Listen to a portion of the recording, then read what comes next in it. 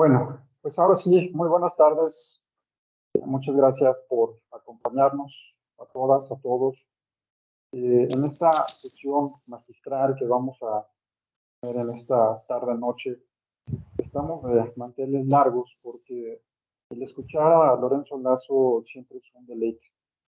Hay que admirar a los hombres brillantes, a los hombres inteligentes, y Lorenzo es uno de ellos. Me da muchísimo gusto que con su gran trayectoria, su agenda también bastante complicada, nos hizo el honor de estar esta tarde noche con nosotros para platicar sobre un tema pues, muy importante, un tema básico, un tema fundamental, como lo es la parte de la ética y los derechos humanos. Parte fundamental para este programa de postdoctorado internacional en derechos humanos del Instituto Interamericano de Investigación y Docencia en Derechos Humanos. Hemos procurado siempre tener voces calificadas a los grandes maestros, a los grandes expertos. Y bueno, pues esta tarde no será la excepción. Tenemos también por acá algunos invitados especiales al programa que nos harán el honor también de acompañarnos como asistentes invitados a esta reunión. Y pues antes de cederle el uso de la voz a nuestro invitado, quisiera dar lectura de algunos de los antecedentes curriculares más relevantes de Lorenzo Lazo Margain. Él es licenciado en Economía por el Instituto Tecnológico Autónomo de México, el ITAM. Asimismo, realizó estudios de posgrado en la Universidad de Colorado, en la Universidad del Sur de California, en el Instituto del Petróleo en Londres, en el Instituto Politécnico Nacional, en el Instituto Superior de Estudios de Monterrey. Asimismo, tuvimos el honor de que nos honrara, aceptara la condecoración de este instituto como doctor honoris causa en Derechos Humanos. Ha sido conferencista en México, en Gran Bretaña, en Estados Unidos, Canadá, Suiza, Bélgica, entre otros países. Asimismo, ha realizado algunas actividades académicas como profesor de posgrado en la Universidad Iberoamericana y por 20 años en el programa de marketing político del Instituto Tecnológico Autónomo de México, MELITAN. Asimismo, colaborador del área internacional de Banco de México, director de Asuntos Internacionales de FONAPAS, adscrito a la Presidencia de la República, consejero de la Embajada de México en Londres, director también del Desarrollo Institucional en el Centro de Posgrado del ITAM. Ha fungido como presidente de la Fundación Colosio, director general de Alemán Velasco y Asociados, y comentarista de radio desde 2015 y analista en Canal 11, entre otras actividades. Pues no hay mayor preámbulo que pues agradecerte nuevamente, Lorenzo, que nos hayas hecho el honor de acompañarnos, que cedo el uso de la voz, que escucharemos con toda atención. Nuevamente a todas y a todos, muchísimas gracias por acompañarnos. Adelante, Lorenzo, muchas gracias, bienvenido. Pues buenas tardes a todo el mundo, gracias por invitarme. Es un honor, Sergio, estar con ustedes. Es un reto importante y una responsabilidad mayor. El estar tratando de construir un diálogo y un debate en el tema de derechos humanos en su más alta expresión. Parece que hay un micrófono abierto por ahí que se oye un ruido. Esto, pues, tratándose de un acto académico, tendré que empezar, como es costumbre, diciendo que lo que no soy, ¿verdad? Y no soy abogado, no soy un especialista en términos de análisis documental de los derechos humanos. Mi vida profesional me ha llevado por distintas responsabilidades de sector público, privado, político y académico, y en todas ellas la noción de la ética pública ha sido el hilo conductor de mi responsabilidad.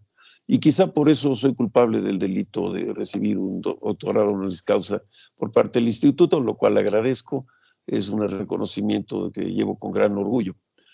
La plática de esta tarde quisiera yo plantearla pues desde un punto de vista de un corte y punto de partida en donde la actitud de la sociedad contemporánea está reflejando cambios trascendentes, cambios de consecuencia importante y quizá está dejando atrás la capacidad de los sistemas de gobierno y de las autoridades de reaccionar oportunamente a estos cambios. El siglo XXI es un siglo que nos está llevando a una revisión de todos aquellos principios públicos y de orden social que considerábamos como permanentes e inmutables. Entonces estamos viendo el resurgimiento de corrientes de comportamiento social, de exclusión. Y estos quizá son de los elementos que más nos preocupan en virtud de que el acuerdo internacional que dio como punto de partida la paz negociada de la Segunda Guerra Mundial tuvo como una serie de elementos la creación de la Organización de las Naciones Unidas, en la cual existe pues un refrendo de todas las declaraciones previas de derechos humanos, desde Locke, ¿verdad? Hobbes, Kant, y en un momento dado las mismas ideas de los filósofos griegos en términos de equidad, de oportunidad, de la dignidad del ser humano como ente vivo, ¿no? Ente pensante, ente racional, diferenciado por raza y especie de las especies naturales. Y en ese sentido, la reconstrucción de este modelo de paz compartida y negociada en un modelo bipolar de alta confrontación internacional crea organismos supranacionales que nos dan como referente el respeto y la búsqueda de un modelo estabilizador de la paz mundial y un modelo estabilizador de la convivencia pacífica entre naciones. Y esto pues tuvo en mi definición pues no solamente un proceso de construcción de la Guerra Fría en un escenario bipolar, sino después de la caída del muro de Berlín hasta hace unos pocos años, pudiéramos haber pensado que teníamos un modelo unipolar de lo que yo he llamado la paz fría. Es decir, un modelo de tolerancia y de convivencia, de respeto y quizá de indiferencia entre los contendientes previos de la Guerra Fría que buscaron en una época tratar de convivir en un planeta en donde los elementos ideológicos y de esferas de influencia geográficos pues se difuminaron. Entonces, este proceso de exclusión en el cual estamos viendo renacer las tensiones entre la sociedad, pues nos indica que hay exclusión de carácter religiosa, de carácter racial, de carácter ideológico, de carácter político, de sistemas que están, digamos, vinculados con el estilo de vida y, por supuesto, una búsqueda permanente de equidad económica que, ante las fallas del sistema económico mundial, pues está impulsando corrientes migratorias que afectan y nuevamente demeritan los espacios de dignidad humana en los migrantes, ¿no? Entonces tenemos estos grupos nacientes de exclusión que unos se autodeterminan y otros los inducen. Los que se autodeterminan son los que están trabajando por su dignidad personal de acuerdo a su estilo de vida. Entonces tenemos los grupos woke, tenemos los grupos trans, la comunidad LGBT en su máxima expresión, pero también tenemos los grupos que están, digamos, buscando posiciones radicales de exclusión para diferenciarse y quizá tener un mecanismo de jerarquía mayor ante la sociedad. Y esto pues nos implica que tenemos estos elementos de fragmentación social, yo le llamaría balcanización humana, es decir, se están redividiendo espacios que considerábamos genéricos, se están fragmentando estructuras que considerábamos permanentes y se están vulnerando principios que considerábamos inmutables. Uno de ellos, la democracia. En este sentido, vemos por principio, yo diría, tres factores que determinan la erosión de los sistemas públicos y de los sistemas de derechos humanos en el siglo XXI. Uno es la exclusión, que ya expuse. Otro es la represión, que está basada en los elementos gubernamentales de carácter extremo que están surgiendo. Y aquí vemos no solamente los sistemas de censura, sino más aún el poder suave de la autocensura. La estructura de que cancela derechos, estamos hablando de ciudadanos de segunda clase, en este caso los migrantes, o aquellos que tienen una forma de vida distinto. En Europa la migración islámica está teniendo sistemas de diferenciación social, geográfico, regional y de derechos importantes, al grado tal que en algunos lugares como Suiza, los cantones en sus rondas democráticas han prohibido los minaretes y los rezos públicos que hacen los llamados de los minaretes a la comunidad islámica en ese país. Y por supuesto, además del criterio de censura, además de la cancelación o la limitación de derechos, está la intimidación, la amenaza potencial como elemento de restricción preventiva del ser humano respecto a su comportamiento o a sus libertades. Exclusión por una parte, represión por la otra, y en tercer lugar, quizá el más grave, la agresión. Agresión de gobiernos, como lo vemos en el caso de Ucrania, Siria y otros lugares, agresión por la indolencia o el dejar hacer y dejar pasar de los gobiernos respecto a los grupos de crimen organizado y su impunidad, y el caso quizá más grave que está creciendo de una manera importante es el proceso de agresión social entre sí o la colectividad de la agresión social en motines para agredir comercios o para atacar personas. Exclusión, represión y agresión. Y estos son los elementos quizá distintivos de lo que estos primeros 23 años del siglo XX están generando en términos de eficacia o operatividad de los sistemas políticos. Entonces, uno de los elementos que yo he platicado con Sergio ha sido el hecho de tomar una reflexión de la gobernabilidad como derecho humano. Es decir, que no solamente los derechos humanos sean una lista de factores y valores que están integrados a la forma de vida del individuo y de su comunidad, sino entender el derecho humano como un acto de proyecto de vida conducido por la autoridad correspondiente. Y es decir, el hecho de que un ciudadano tenga el ámbito de competencia de las leyes respecto a sus derechos, a sus responsabilidades, pues están hechos en una forma unidireccional, es decir, de la autoridad hacia el ciudadano en términos permisivos. Pero de otra manera, el ciudadano puede exigir sus elementos de derecho humano respecto a aquellas normas que han sido violadas en sus ámbitos, en sus estructuras jurídicas vigentes.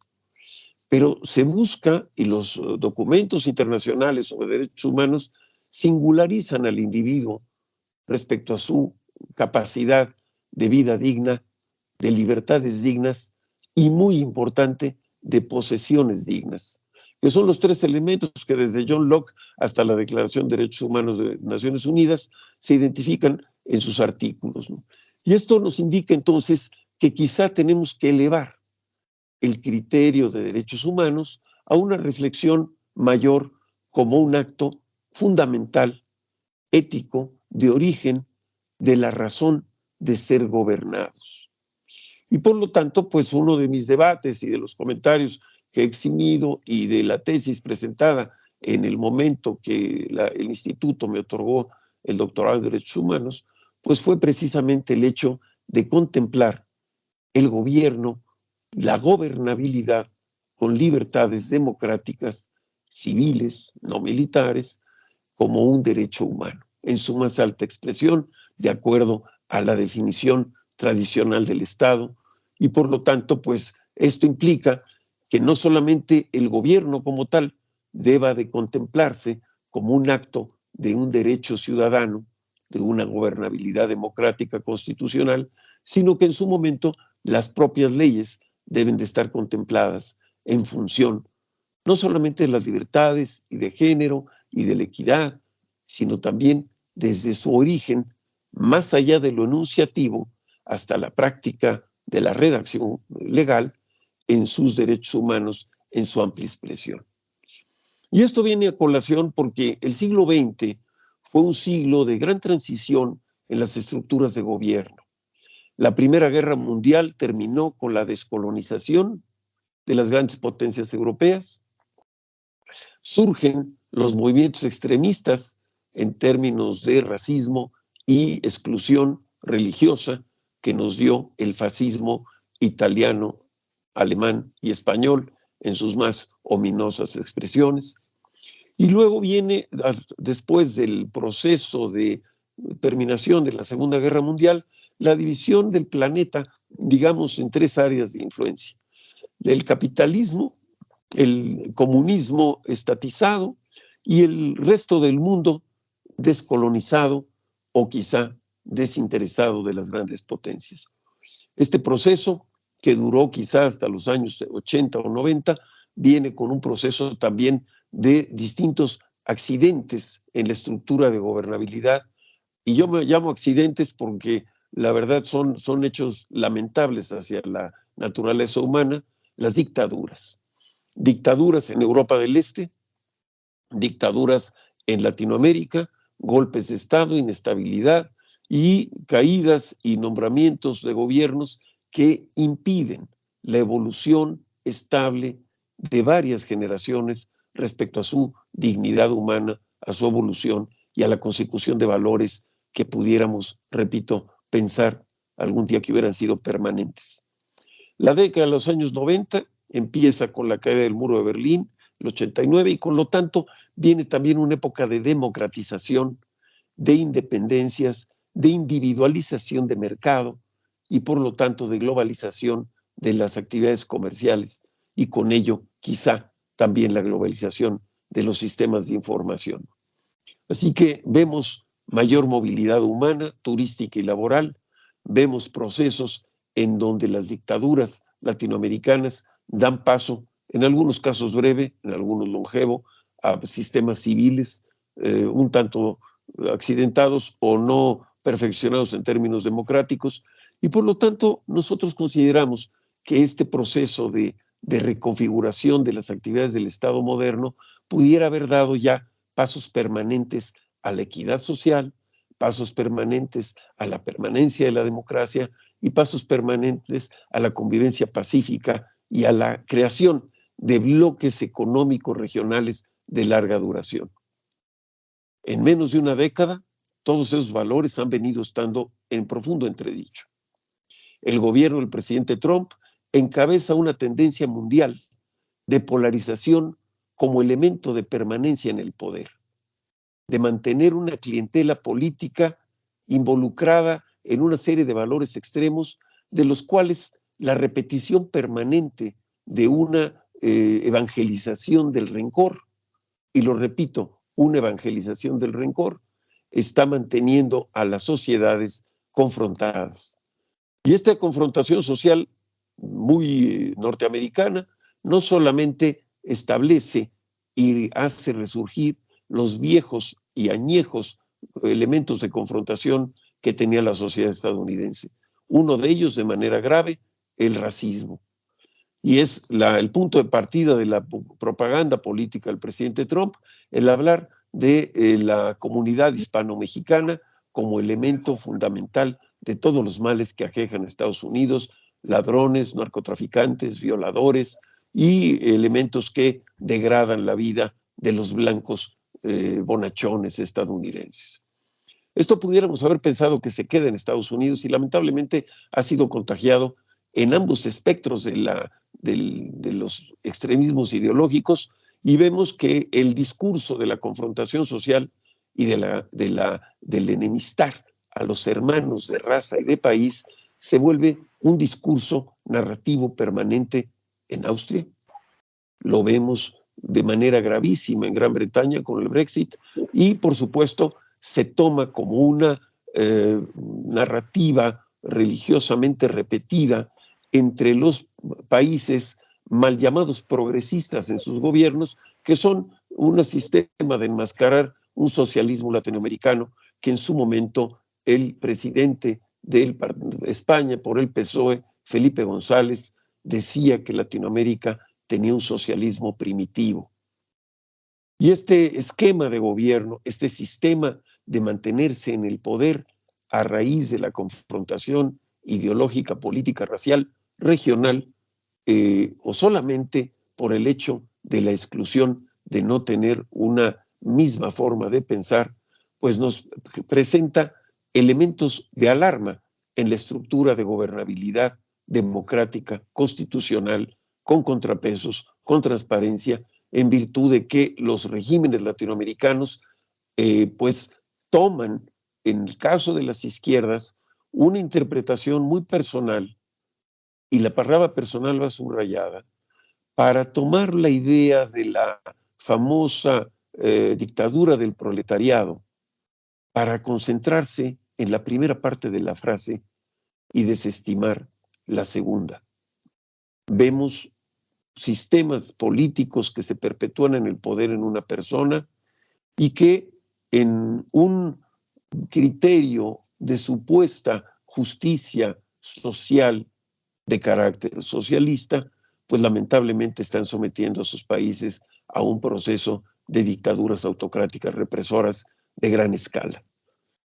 No omito la presencia del presidente Putin en este escenario, en donde la dificultad que ha tenido Rusia para dejar atrás 10 siglos de dominio unipersonal del sistema monárquico, pues no ha transitado después de la Revolución Rusa más que por regímenes unipersonales de carácter represivo y autoritario que desde Stalin hasta Putin se repiten de una u otra manera, dejando atrás quizá el dogmatismo ideológico de un Estado controlador de carácter socialista, marxista, leninista, a una visión de un capitalismo de Estado que de igual manera se repite en China.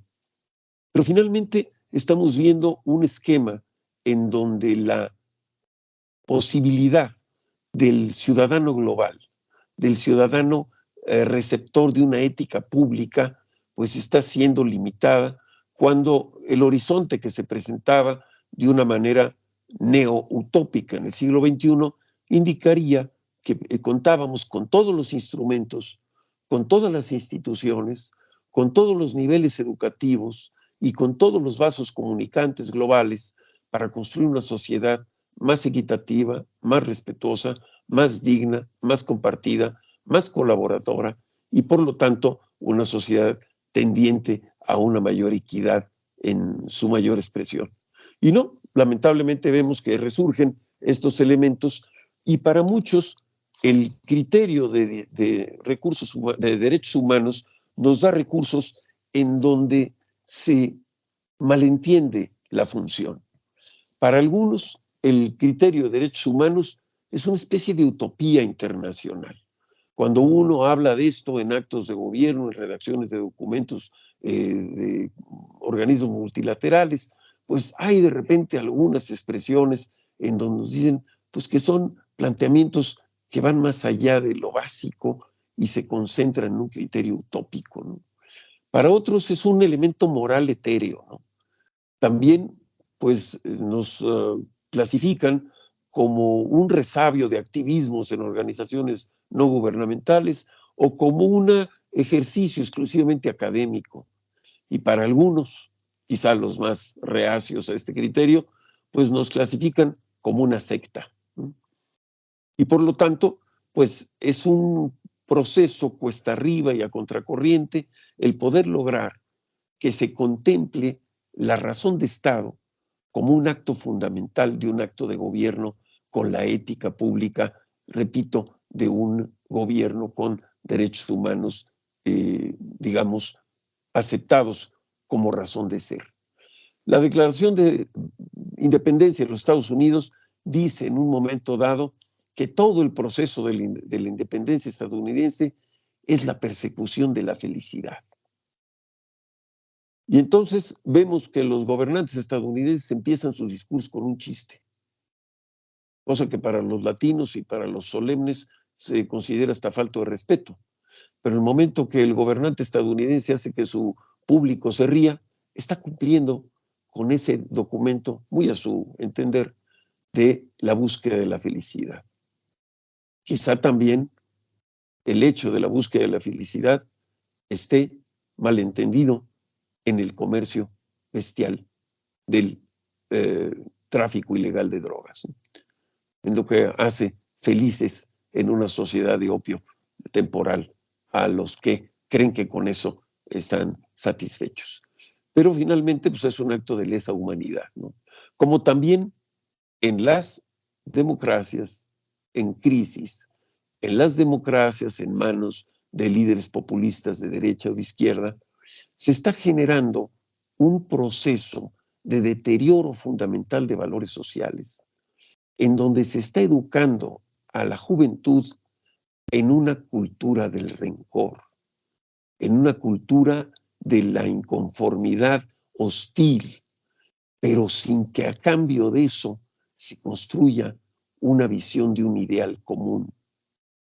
Entonces, la ecuación de la vida futura de la sociedad joven en los países desarrollados, semidesarrollados, en las zonas urbanas o en las zonas rurales, está siendo contaminada o envenenada moralmente por un discurso de odio, por un discurso de reclamo, por un discurso revanchista, en donde quizá el objetivo no sea que todos tengan algo, sino que a los que tengan se les quite.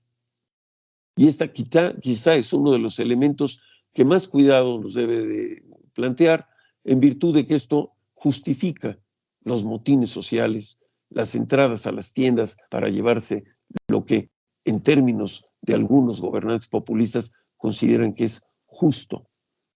O peor aún, el hecho de que una persona en un transporte público, por ser diferente, reciba en España, en Ecuador, en Alemania, golpes nada más por no ser aceptado en su semejanza social.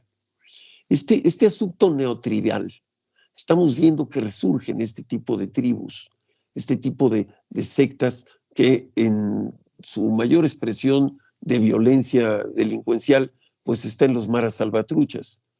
Pero desde los grupos que van en un transporte público y golpean a una persona por no pensar que sea suficientemente afín, hasta el hecho de entender el asesinato, el sicariato o los grupos mercenarios como un acto normal o tolerable, pues nos hace pensar que estamos en un deterioro fundamental de valores que requieren una cruzada profunda de rescate a la ética pública y a la convivencia armónica, respetable de la sociedad. Y es ahí donde, pues, se pierden los dos elementos fundamentales de la norma jurídica, tanto en su aspecto deontológico como en su aspecto axiológico, y esto nos indica que necesitamos rescatar, divulgar, construir culturas novedosas de la ética pública, culturas de la convivencia, culturas del respeto, culturas de la dignidad, culturas de la democracia, culturas de la legalidad y de la justicia, en virtud de que estos elementos nos están ponderando valores y nos están generando, pues digamos, dos corrientes de credibilidad. Y la credibilidad que se construye en nuestro tiempo está basada en dos elementos que vulneran profundamente la más elemental noción de verdad. Una preverdad en donde un gobernante o un líder dice que va a pasar algo en su contra, y una posverdad que cuando el hecho no lo beneficia, Donald Trump pierde una elección, dice, se los dije, hubo fraude. La construcción de la preverdad y la posverdad están dañando de manera fundamental los elementos, las instituciones, las normas, la credibilidad y la fundamentación institucional de la más elemental definición de gobernabilidad. Y esto, pues, nos implica que la necesidad que tenemos de reconstruir los diálogos sociales, que lamentablemente la pandemia ha venido aislando, pues necesitamos reconstruirlos. En la pandemia, durante 1 año y medio, la sociedad urbana del siglo XXI se volvió enclaustrada en una burbuja de sus redes sociales y en una esclavitud de su WhatsApp. Yo lo decía de broma en mis redes sociales, que después de estar tanto tiempo guardado uno en su entorno personal, pues tenía el síndrome de Estocolmo consigo mismo. Es decir, el hecho de estar sometido al aislamiento personal, en donde uno considera que esta sensación de cabaña o de vida de caverna personal se vuelve un capullo de seguridad y de aislamiento, pero también se vuelve un elemento de ruptura de los elementos de cohesión social y de los vasos comunicantes. Mucho de la sociedad post-COVID seguimos viendo elementos de aislamiento social, en donde las comunidades reconstruidas en este sistema, comunidades digitales, viven, conviven y se intercambian entre ellos la misma información y la misma forma de pensar, en donde se critica, se fustiga, se amenaza a los que piensan distinto. Se rompieron los vasos comunicantes de una sociedad en donde el algoritmo es el tirano de la forma de convivencia de lo que presentaban las redes sociales como el gran renacimiento.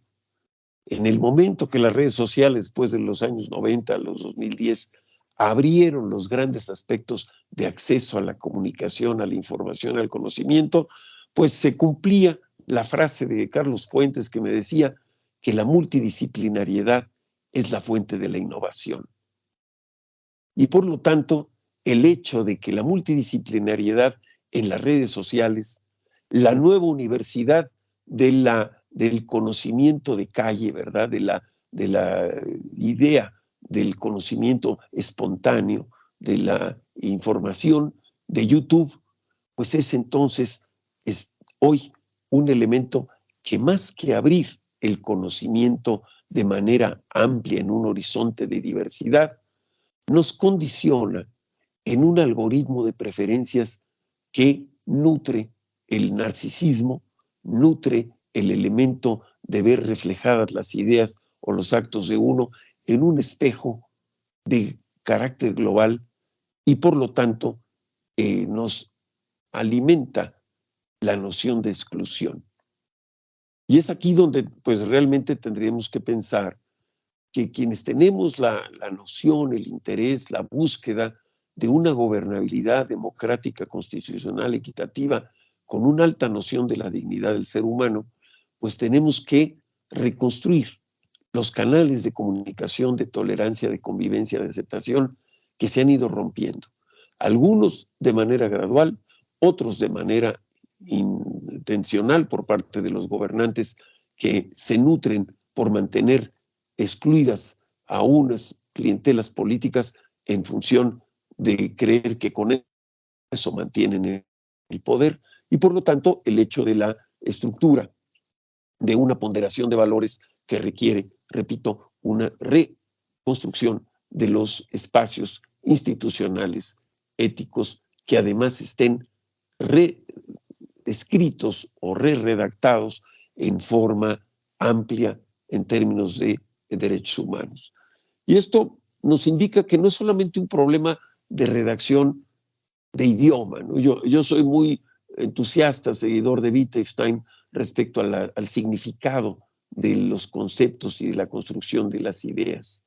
Y por lo tanto, el criterio que nos da la estructura filológica y semántica de la ley nos indica que en algunos momentos hay idiomas que condicionan la percepción de la norma.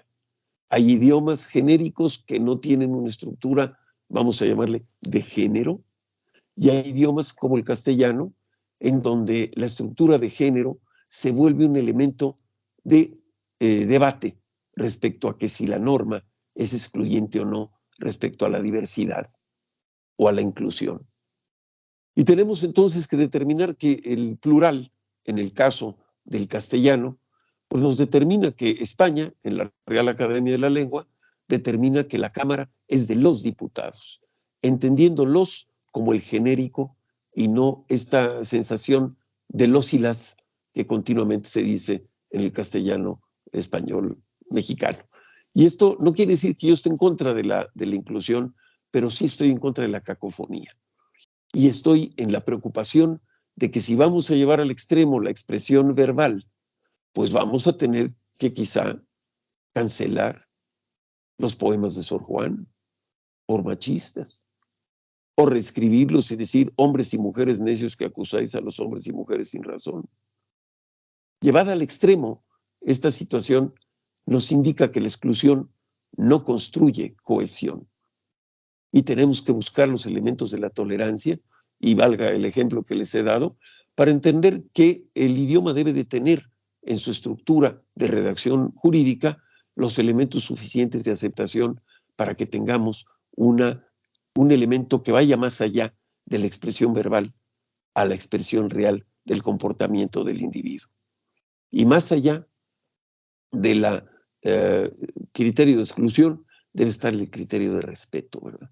Y por lo tanto, en ese sentido, pues tenemos que reconstruir, repito, los vasos comunicantes sociales y pasar de una idea romántica, utópica de ser una secta de respeto de derechos humanos a construir pues un elemento más valioso de diseño institucional en las tres áreas de gobierno, tanto en el ejecutivo, el legislativo y el judicial, para que el ciudadano entienda de manera profunda su papel demandante ante sus mandatarios.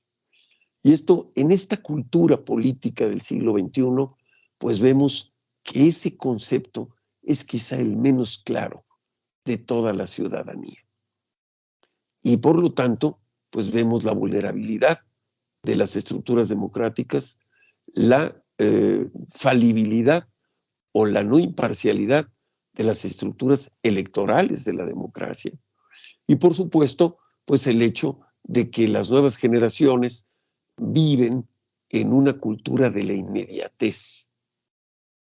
La cultura de la inmediatez, la cultura de la insatisfacción, la cultura de la impaciencia.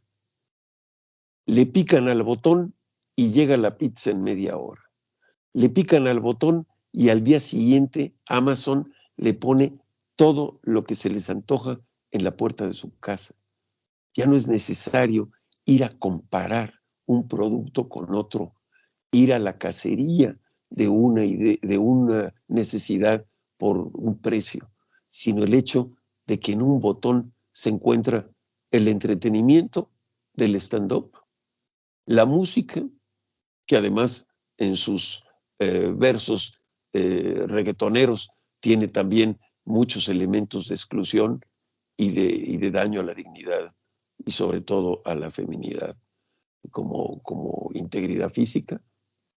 Y por supuesto, el hecho de que en ese botón está en el puño, pues un aparato de una potencialidad impresionante que es el teléfono inteligente. Y estamos a merced de poder ganar la atención del algoritmo de las redes para que en 140 caracteres podamos penetrar y hacer una fuerza que quede escrita no en las paredes de las calles, sino en las paredes de la corteza cerebral.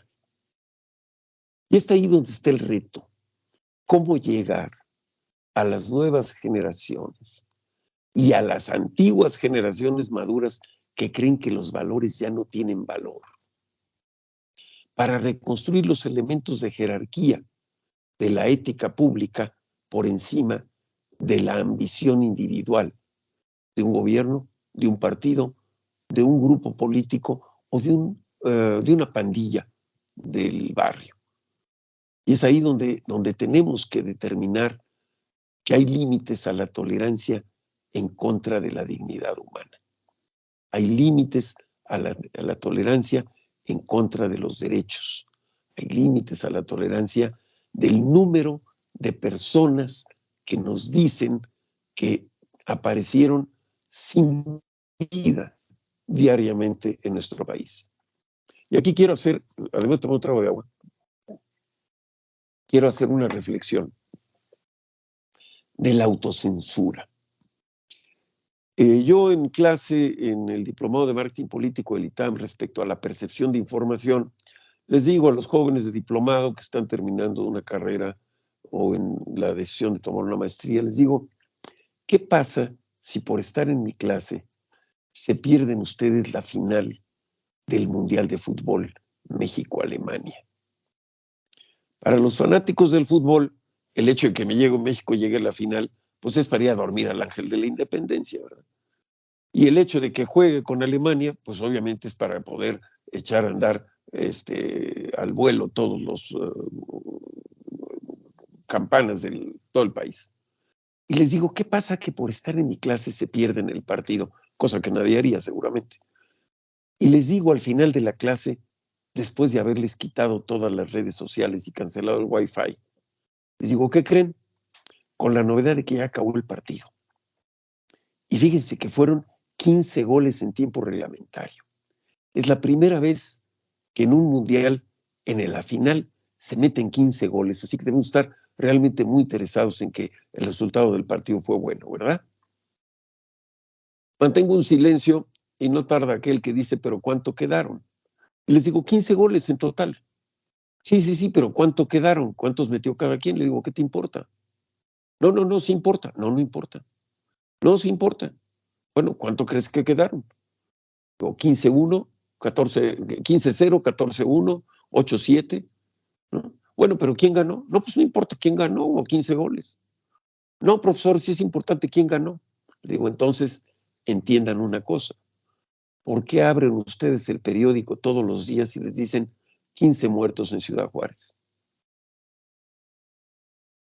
¿Fueron 8-7, 14-1, o 30-30, o 40-40?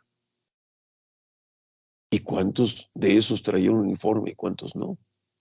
Entonces, en este criterio de la autocensura, encuentro yo con preocupación que en los medios están reportando los fallecimientos de manera violenta con el vocablo sin vida. Esto obliga a que la búsqueda en Google, la búsqueda en redes sociales, altere el sistema de acceso a ese manejo de información. Pocos utilizan la palabra muerto. El castellano define con toda claridad la vida y la muerte. Por lo tanto, no dicen, ¿saben qué? Nacieron 5 quíntuples, son con vida. Están vivos. El castellano es suficientemente claro. El señor Cervantes y el señor Shakespeare se dedicaron a construir más de 15 o 20 mil vocablos para nuestro idioma para tener las precisiones suficientes. Este criterio, y es casi una nota al pie, de por qué estamos hablando de sin vida, y nos lo dicen en el radio, nos dicen en la televisión, lo publican en los medios, es como para tratar de quitarle estadística al hecho lamentable de que tenemos en México más muertos civiles en un año que los muertos civiles en la guerra de Ucrania. Más muertos civiles en México en un año que los que lleva civiles muertos la guerra de Ucrania. En una guerra declarada ya, y aquí en un acto que busca enmascarar el concepto. Así que, repito, por mi intención personal de seguidor de Wittgenstein, me interesa que el significado sea adecuado al concepto. Y por lo tanto, en el manejo del diseño de una política pública, que es una de las cosas que a lo largo de mi vida en distintos aspectos me ha tocado hacer, pues viene la redacción del concepto jurídico, moral, ético, funcional, administrativo y operativo de la decisión gubernamental, que sea suficientemente claro, suficientemente entendible, y en mi personal opinión, pues soy un total alzado en ideas en contra de las facultades discrecionales, en contra del abuso del poder en un presidencialismo omnipotente que es más infalible que el Papa, en un criterio donde los actos de gobierno están sujetos en todos sus niveles a la discrecionalidad de un funcionario. Y si revisamos la redacción de la ley en distintos niveles, veremos, autorizará, escuchando la opinión de él, revisando el permiso, dará la concesión, presentarán los documentos X o Y. y no se establece el criterio de afirmativa ficta que le da en términos recíprocos la jerarquía de la autoridad al ciudadano sobre la ley y sobre el gobierno. Y estamos sujetos a tener un sistema jurídico emanado de la dictadura de Porfirio Díaz, militar, en donde se mantienen las jerarquías de decisión y de alguna manera hasta atávicos nombres de los puestos de gobiernos. El oficial mayor. El oficial mayor es un cargo militar que indica que es el que controla ciertos recursos de avituallamiento. Y el sistema político mexicano ha reconstruido un sistema legal que nos da la impresión que estamos viviendo en el cuartel República Mexicana, en donde en un cuartel un soldado amanece, prepara su cama, se organiza, se presenta y se pone firmes frente a su superior y dice sin novedad. Y hasta que no le dan una responsabilidad por una orden, no debe tomar decisiones hasta que no reciba la orden. En el cuartel República Mexicana el ciudadano está permitido de hacer lo que la ley le autoriza mediante un oficio, no mediante un derecho. Los derechos se le dan y muy pocas veces se reconocen. Y para ser reconocidos necesita la autorización de una instancia pública, más que un derecho abiertamente definido. Y pongo un ejemplo. Cuando yo fui nombrado consejero en la Embajada de Londres, llegué a abrir una cuenta de banco para que me depositaran en mi quincena. Llegué con mi pasaporte, con una copia, con la postilla de la Haya en la copia, sellada y traducida, con la identificación de Home Office, que es el Departamento de Asuntos Externos, con mi identificación y mi credencial en fotocopia a color, con mi cuenta de México del banco que yo tenía, con conocimiento de firma, y por supuesto con una carta de la embajada indicando que yo quería abrir una cuenta en el banco fulano, que estaba a la vuelta de la esquina, para esto. Llego, me presento, le digo a la persona que esté ahí que con quién se abre la cuenta, me mandan con el gerente porque yo creo que me vieron de corbata, dijeron pues que pase. Llego, le enseño todo esto a este señor, se me queda viendo de una manera muy peculiar y me dice, ¿cuál es su nombre? Lorenzo Lazuera.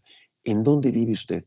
Pues en la calle Gloucester Place. Entonces, perfecto, aquí está su chequera. ¿Cuánto va a depositar? No, pero es que, ¿sabe qué? Pues aquí están los documentos. No los necesito. Con que usted me lo diga, se lo tengo que creer. Sistema parlamentario. La palabra es la verdad, no el documento.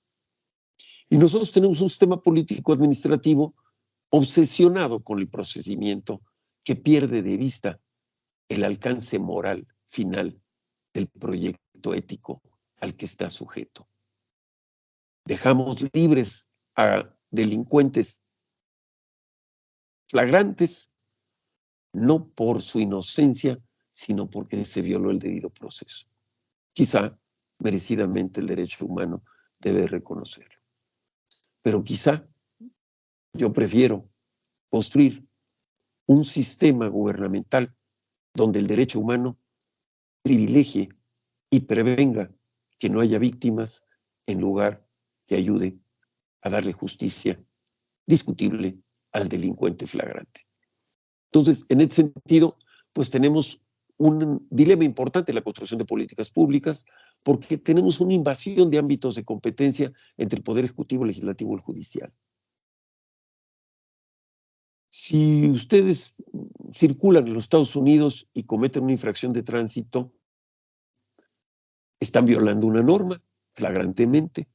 La persona que los detiene es un policía, parte del Poder Ejecutivo, que tiene a su cargo la vigilancia del cumplimiento de la norma. Por lo tanto, los detiene y les informa que violaron la norma. Se pasaron un alto. Por lo tanto, les dice que esa norma tiene una sanción. y les dice que les va a expedir un documento en donde él es fedatario público de aceptación general de que violaron la norma. Ante ese acto del Poder Ejecutivo, ustedes se presentan ante un juez del Poder Judicial, el cual tendrá a su cargo evaluar la violación, fijar la sanción y ejecutar la pena. Esas tres funciones hoy están en nuestro país, en toda la arquitectura jurídico-reglamentaria, en manos del Poder Ejecutivo. El vigilar el cumplimiento de la ley, el establecer la evaluación de la sanción, el marcar la pena y el cobrar la condena. Por lo tanto, el Poder Ejecutivo en nuestro sistema político no solamente invade ámbitos de competencia y actos jurídicos que son responsabilidad del legislativo en la materia reglamentaria o del judicial en el tema de evaluación y aplicación de penas. Necesitamos una redacción integral del sistema legal mexicano que nos redefina los ámbitos de competencia explícitos de cada poder y que a cada uno le dé en su equilibrio las responsabilidades y las capacidades de ejecución de su razón fundamental de gobernabilidad como acto de equilibrio público. Y entonces tenemos que, en forma genérica, el legislador en su decisión establece normas que considera generales y le otorga al Poder Ejecutivo la facultad reglamentaria precisa de la norma. Es decir, el hecho de que en algún momento dado se pase el alto a alguien, pues puede ser un elemento de norma jurídica general, pero la definición del reglamento de tránsito la hace el Poder Ejecutivo a su beneficio, sin tomar en cuenta a los ciudadanos que en realidad debería representar. Por lo tanto, esta unilateralidad de la reglamentación establece facultades de exceso de autoridad, de abuso del poder, de requisitos excesivos y, por supuesto, de discrecionalidad que tiene escondida la potencialidad de la corrupción. Donde hay transparencia y hay equilibrio de poderes, pues hay menos proclividad a la corrupción. Donde hay concentración de poder y no hay transparencia y hay discrecionalidad, pues hay evidentemente una proclividad a la corrupción. Entre más poder, entre más discrecionalidad, pues más proclive es la autoridad superior a la no honestidad, vamos a llamarle así. Como dicen sin vida, pues vamos a decir no honestidad, ¿verdad? Se llama corrupción, se llama ratería, se llama abuso del poder. Por lo tanto, en este criterio, la búsqueda de la integridad de la norma jurídica debe de contemplar la capacidad del ser humano de tener asegurada durante 24 horas que en lo que amanece y regresa a su casa durante el día, hubo toda una arquitectura institucional vigente que le defiende sus derechos, su integridad física y sus posesiones. Que una mujer pueda salir a la calle las 24 horas del día a sabiendas de que puede salir y regresar sin ser abusada, ofendida, insinuada o lastimada. Y por lo tanto, que una persona puede salir de su casa y saber que regresa y no hubo alguien que entró y se llevó lo que quiso.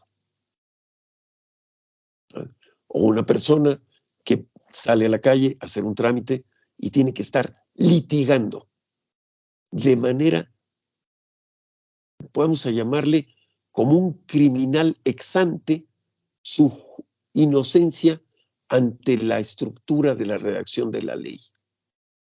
Porque la ley está escrita de manera que previene que el ciudadano vaya a cometer un acto delincuencial ex ante.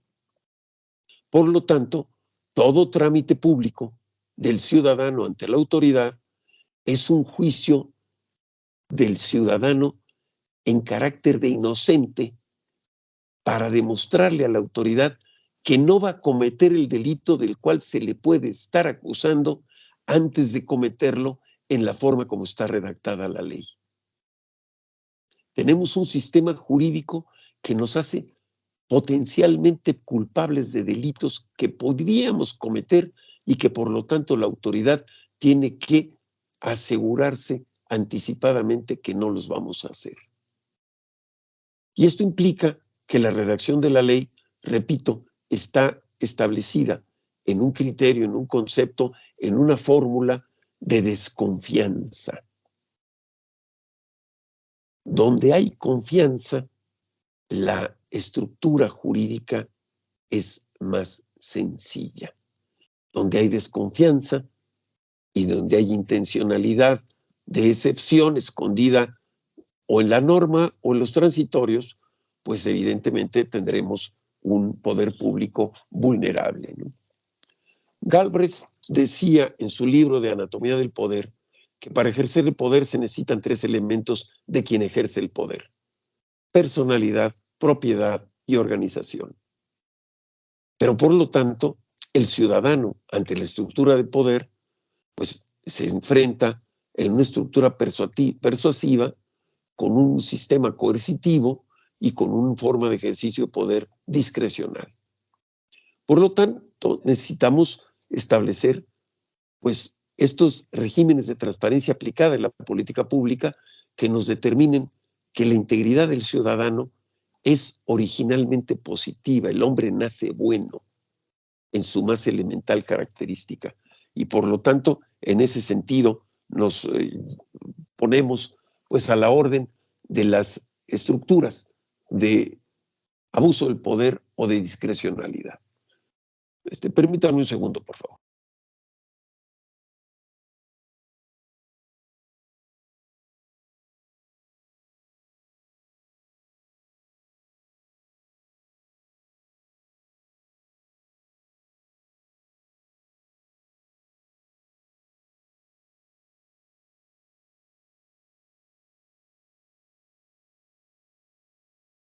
Perdón, es que tengo una entrevista a las 8:30.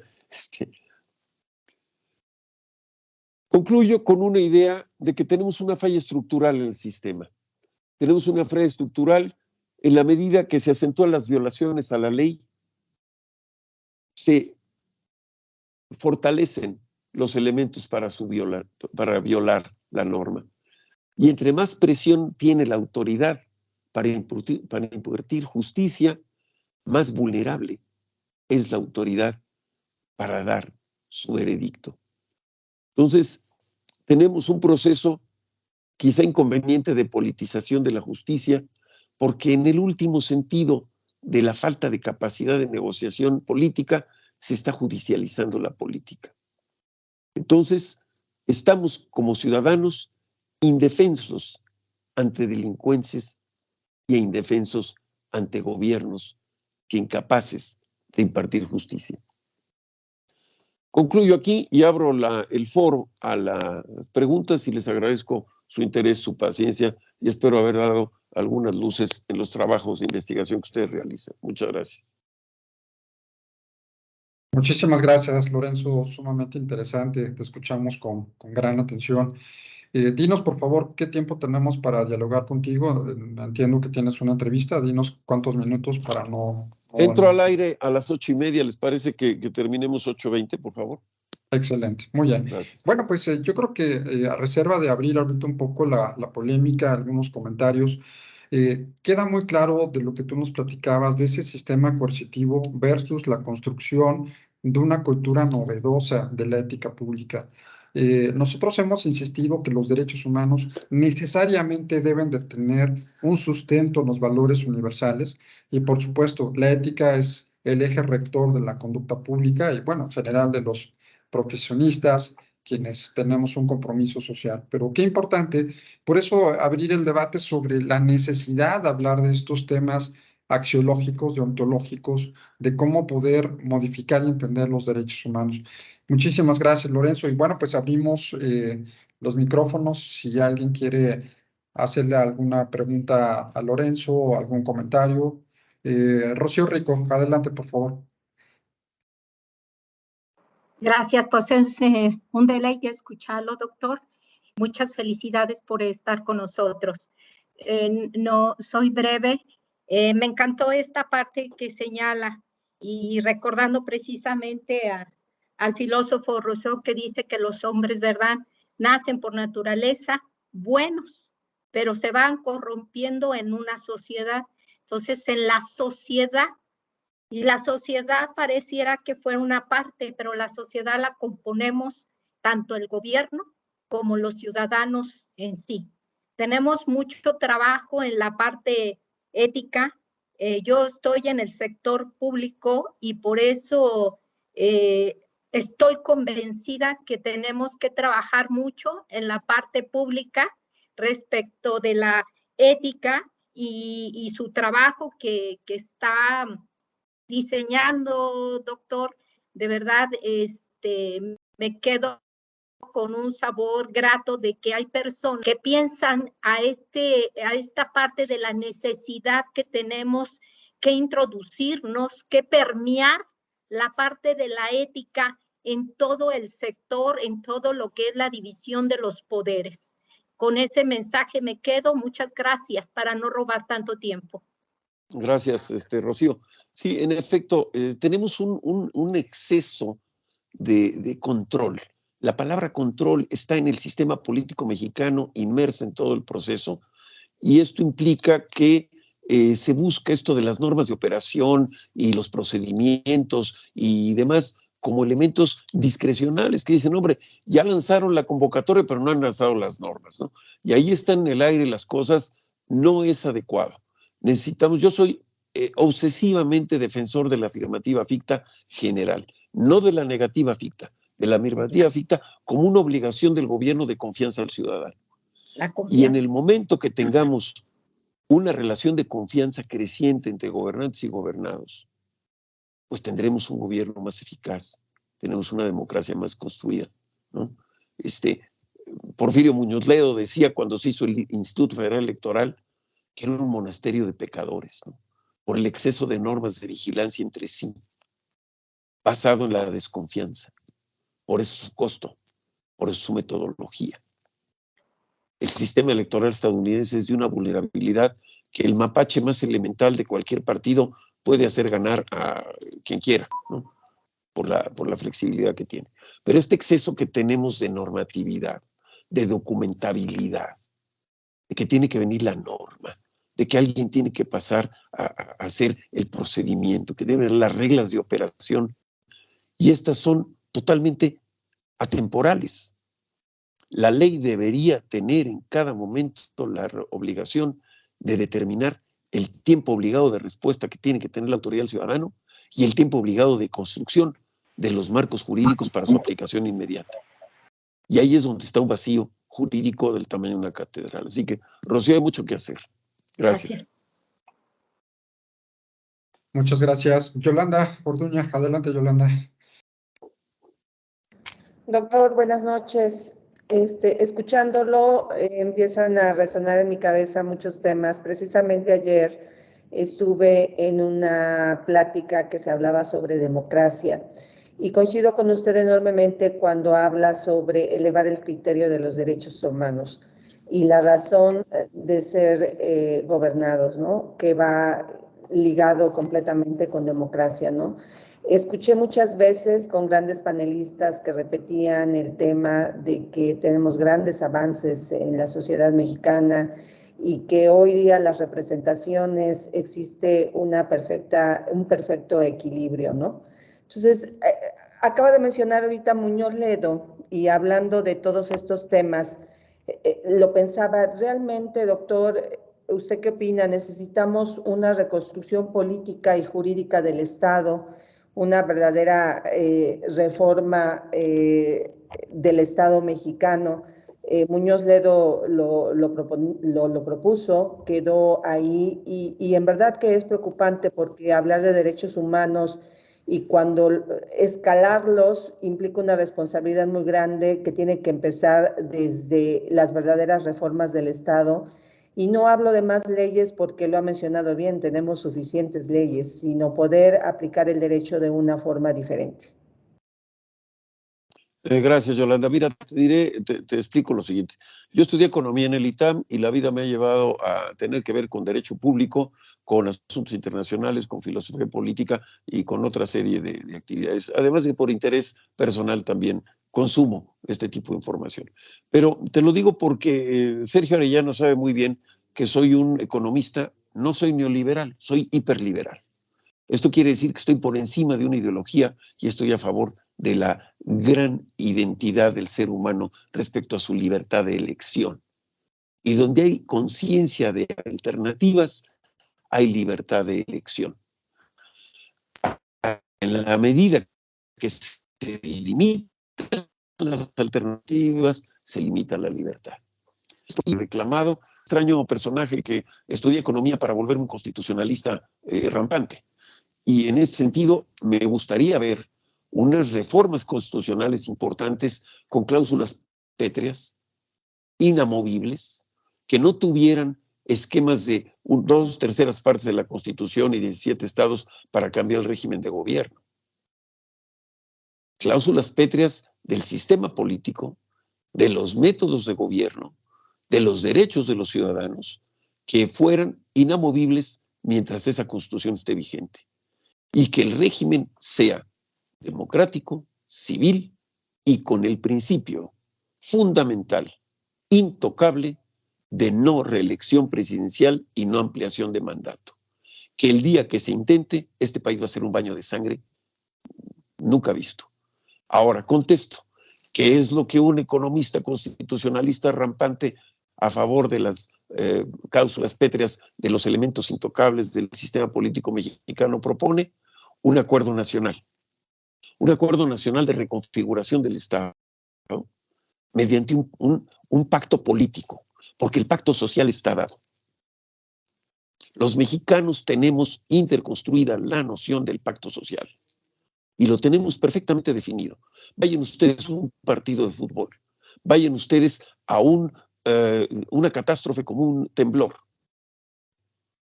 un sismo, y verán ustedes el pacto social en función permanente, donde no hay clases sociales, donde no hay sectas, donde no hay ideologías, hay una vocación de servicio y de ayuda y de fraternidad, que es lo que nos define como nación. Ese criterio que yo le llamo el estado de ánimo tipo sismo, es el que debemos de tener permanentemente en el país. Y por lo tanto, necesitamos un pacto político que reconozca el pacto social. No que lo imponga, que lo divida, que lo confronte o que lo avasalle, como está en la norma. El Estado mexicano avasalla el derecho y la dignidad del ciudadano. Los estados socialistas, mal llamados progresistas, en el comunismo mal llamado humanista, someten al ciudadano a destruir su identidad y su dignidad mediante la idea de racionar y hacer que hagan fila para todo.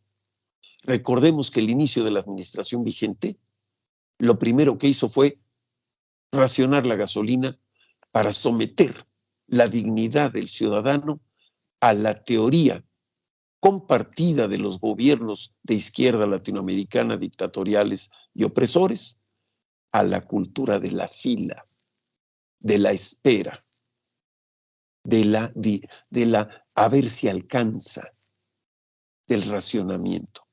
Definitivamente, repito, para que haya libertad debe de haber opciones. Y esto implica en lo político y en el mercado, en la forma de vida.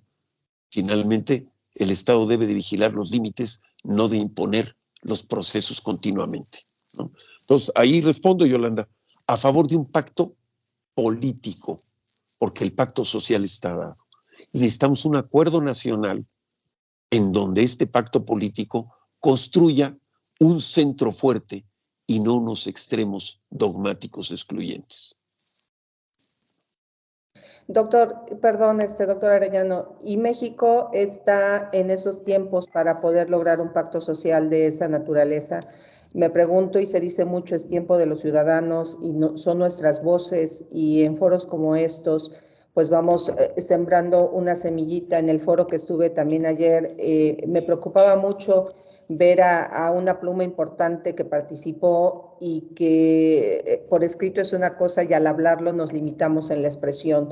Entonces, estamos realmente en México, Latinoamérica, con todo este fenómeno y todo lo que está pasando, y un extremo contrario que también podría ser perjudicial. ¿Realmente México se aproxima a esto o estamos muy alejados de? Pues mira, Yolanda, yo te diría que una de las definiciones que yo uso sobre democracia es la que yo trato de construir nuevamente mecanismos de 140 caracteres para que la gente no solamente los pueda entender, sino los pueda repetir, porque lo que es importante es el eco social de las ideas. Yo hago graffiti en las paredes de la corteza cerebral. Y ese graffiti, que es una idea sencilla, concreta, repetible, dice: si los pies se mueven, la cabeza tiene que seguirlos. Y yo he estado en spaces, en foros, en elementos de Twitter, haciendo lo más que puedo por divulgar el evangelio de una cultura de la dignidad ciudadana ante un Estado avasallador y mucho más peligroso, un Estado ideológicamente extremista en cualquiera de los dos extremos. Ahora, aquí lo importante es estar levantados en ideas y divulgarlas.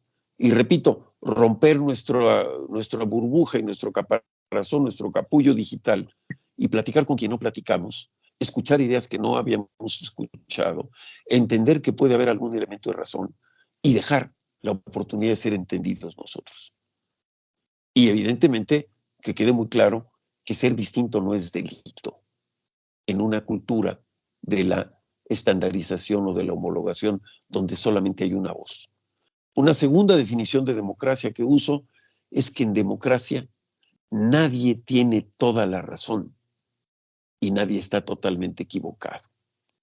Es decir, no hay una sola voz que, por mañanera que sea durante 2 horas, repita una homilía del rencor contra una idea donde los que piensen distinto no tengan derecho a hacerlo.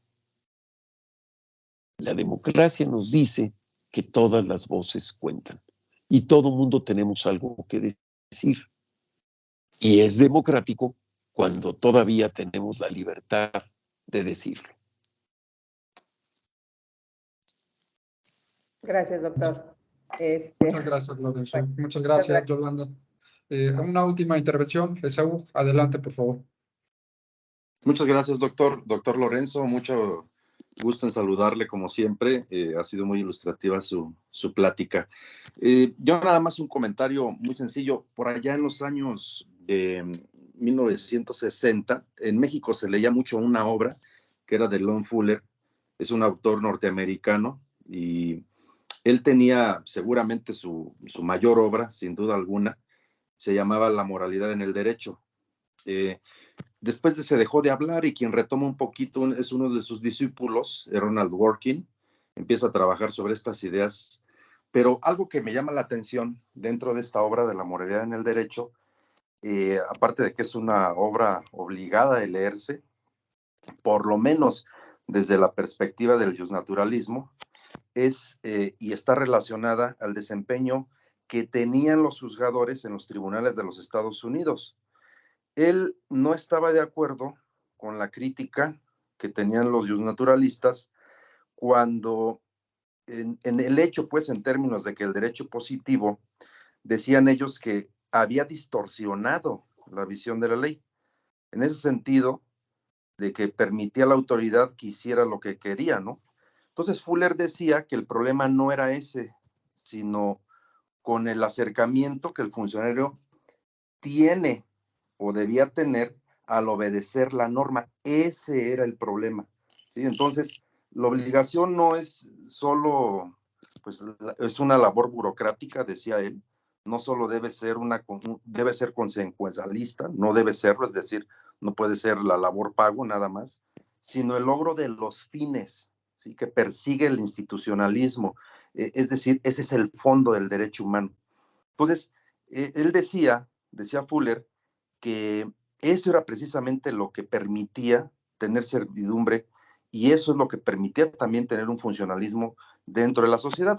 Y digo, ya para no abusar mucho del tiempo por la hora, ya faltan pocos minutos, pues él proponía en este sentido un marco de comportamiento ético que debía basarse en un equilibrio normativo y bueno, pues ahí él incorporó ocho reglas que, bueno, por las razones del tiempo pues ya no alcanzo a referir, pero es una obra obligada para retomarse inclusive en México, porque se usó muchísimo, ¿no? Muchísimas gracias, doctor Lorenzo. Gracias, Esaú. Mira, realmente es muy interesante y muy revelador. Como te digo, yo estudié economía, la vida me llevó a estudiar derecho, pero sobre todo me obligó a meterme a hacer cosas de derecho. En su momento, cuando me tocó la indemnización de la banca, me tocó revisar y redactar parte de los 64 decretos de definición de los sistemas de pago de la indemnización de la banca, expropiada en el 82 y pagada a partir del 83,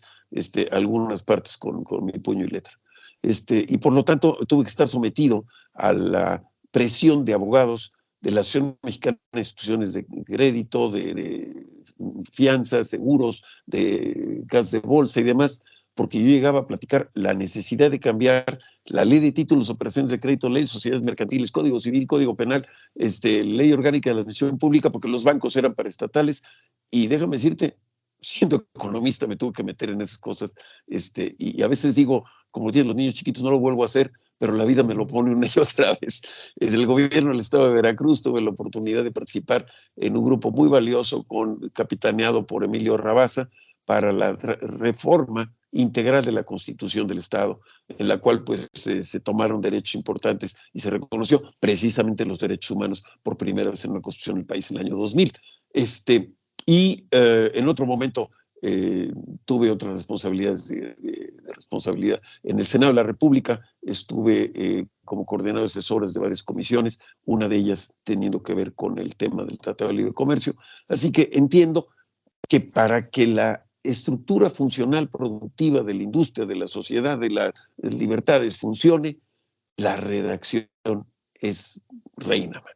Y en ese sentido, mi criterio, por eso te decía, Wittgenstein para mí es importante, en el sentido que la redacción debe de ser una redacción para la justicia y no una redacción para el delito de excepción. Y aquí es donde yo sería de la recomendación, que tomo nota del libro que me mandas, pero también les recomiendo, échenle un ojo a varias de las encíclicas que tienen que ver con gobernabilidad y equidad económica, porque es la mezcla más interesante que hay de ética pública y de fraternidad social.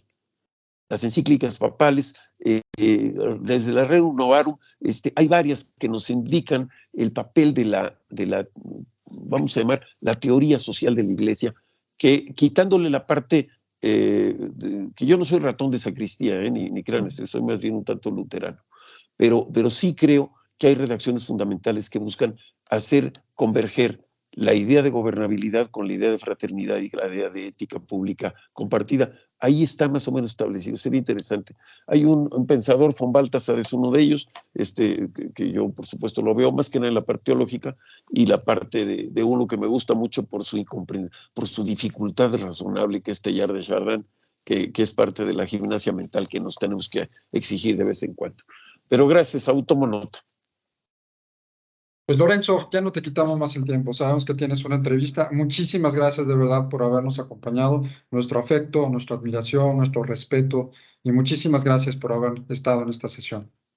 Bueno, pues muchas gracias a ustedes. Yo nomás les digo, una vez me dijo mi hija Lorenza, que ya me dio la satisfacción de 3 nietos, uno de 3 años y unos cuates que cumplen 1 año el mes que viene, así que por lo tanto el abuelo orgulloso los anuncia. Pero me decía, oye papá, es que me pregunta mi marido, su novio, que qué coleccionas porque quiere quedar bien contigo cuando estaba empezando el noviazgo. Le dije que no tiene que quedar bien conmigo, con que te cuide, a ti te respete, ya quedó bien, pero dile que quizá la vida me ha puesto a coleccionar amigos y esos duran toda la vida. Así que un día soy conferencista, el resto de la vida me tienen a sus órdenes, soy Lorenzo, Estoy en redes sociales como Lazo Margain, Lorenzo Lazo, Instagram, X, Twitter, o como se llame ahora, Facebook, y mi correo electrónico lorenzo.lazo@gmail.com. Estoy a sus órdenes, nomás díganme que estuvieron aquí en el postdoctorado con el doctor Arellano para identificarlos. Muchas gracias, mucho gusto, estoy a sus órdenes y gracias por la oportunidad. Gracias, Lorenzo. Muy buenas noches a todos. Gracias. Muchas gracias. Buenas noches. Buenas noches, hasta luego. Buenas noches a todos, saludos, adiós. Buenas noches, gracias.